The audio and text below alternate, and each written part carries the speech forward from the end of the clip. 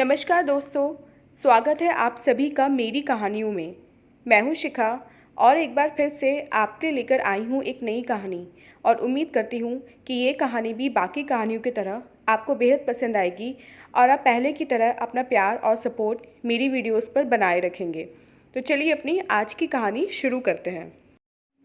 माँ के कमरे से ज़ोर ज़ोर से चिल्लाने की आवाज़ सुनकर नीरू ने किताबें टेबल पर ही एक किनारे खिसकाई और माँ के कमरे की ओर बढ़ गई।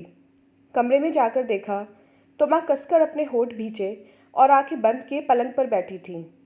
आया हाथ में मग लिए उनसे कुल्ला करने के लिए कह रही थी।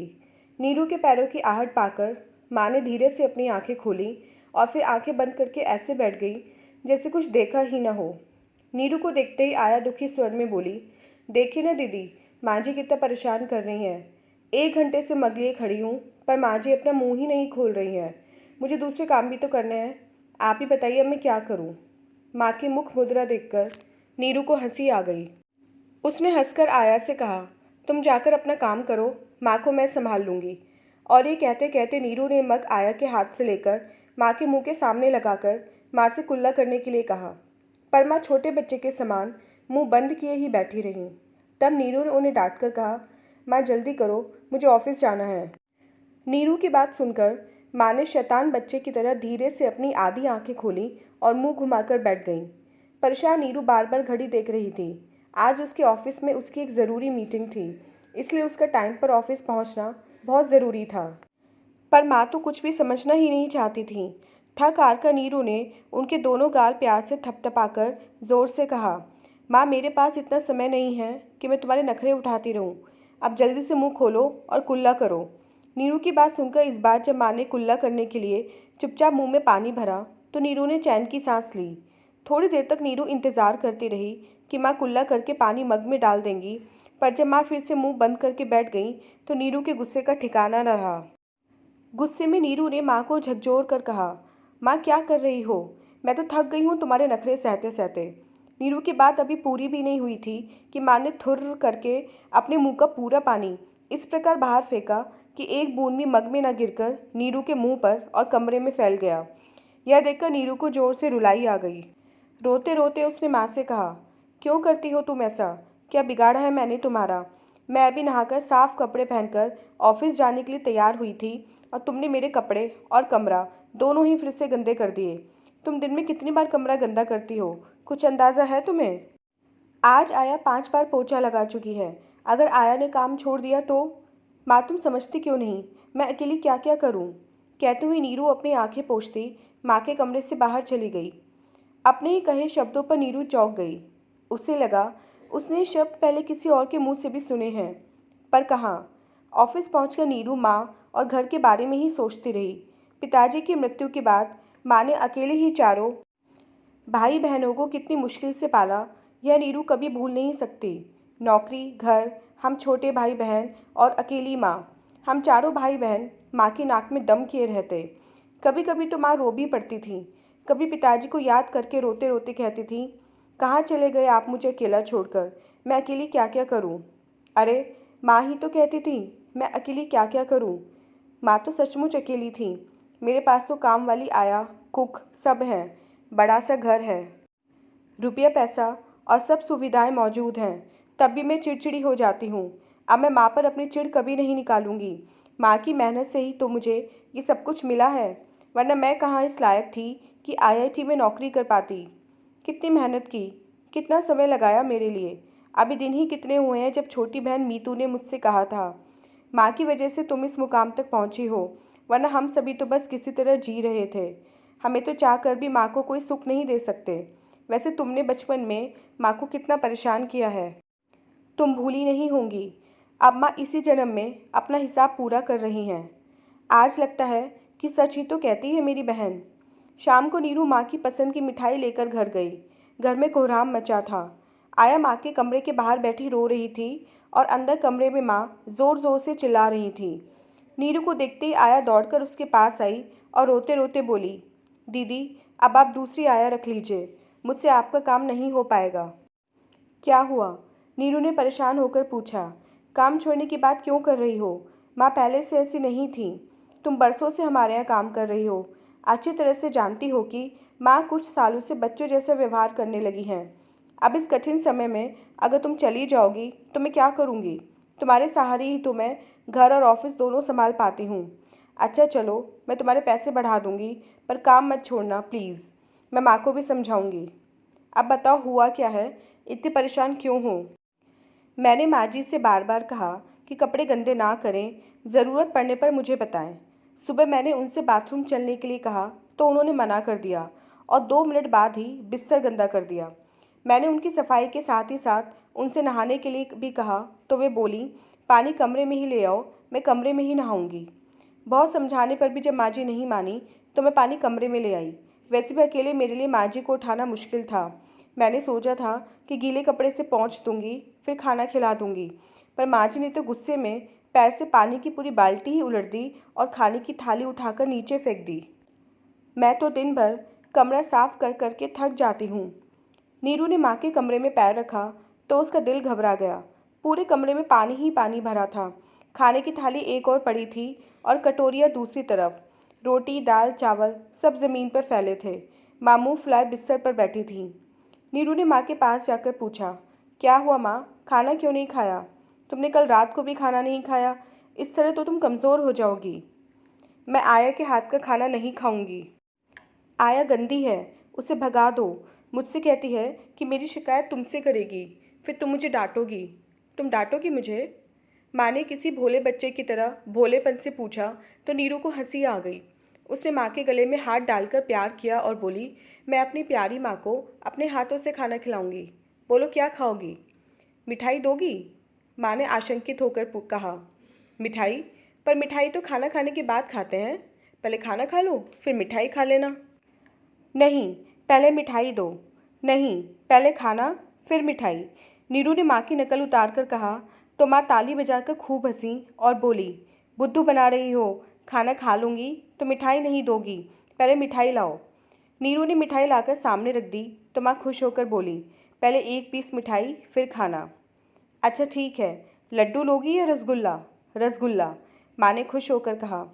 नीरू ने एक रसगुल्ला कटोरी में रखकर उन्हें दिया और उनके लिए थाली में खाना निकालने लगी। 2 कौर खाने के बाद ही माँ और खाना खाने में आनाकानी करने लगी।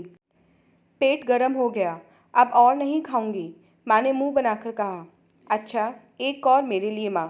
देखो तुमने कल भी कुछ नहीं खाया था, अभी दवाई भी खानी है और दवाई खाने से पहले खाना खाना ज़रूरी है, वरना तबीयत बिगड़ जाएगी। नहीं, मैं नहीं खा सकती, अब 1 कौर भी नहीं। तुम तो दरगोह की तरह पीछे लग जाती हो, मुझे बिल्कुल अच्छा नहीं लगता। मेरी अम्मा बनने चली हो, अब पेट में जगह नहीं है तो क्या करूं? पेट बड़ा कर लूं? कहते हुए माँ ने पेट फुला लिया तो नीरू को हंसी आ गई। उसने हंसते हुए थाली की ओर हाथ बढ़ाया तो माँ ने समझा कि नीरू फिर उससे खाने के लिए कहेगी, सो अपनी आंखें बंद करके लेट गई। तभी फ़ोन की घंटी बजी तो नीरू फ़ोन पर बात करने लगी। बात करते करते नीरू ने देखा कि माँ ने धीरे से आंखें खोलकर देखा और रसगुल्ले की ओर हाथ बढ़ाया, पर नीरू को अपनी ओर आते देखा तो झट से बोली, हम रसगुल्ला थोड़े उठा रहे थे, हम तो उस पर बैठे मच्छर भगा रहे थे। तुम्हें एक रसगुल्ला और खाना है? नीरू ने हंसकर पूछा। हाँ, मुझे रसगुल्ला बहुत अच्छा लगता है। तो पहले रोटी खाओ, फिर रसगुल्ला भी खा लेना।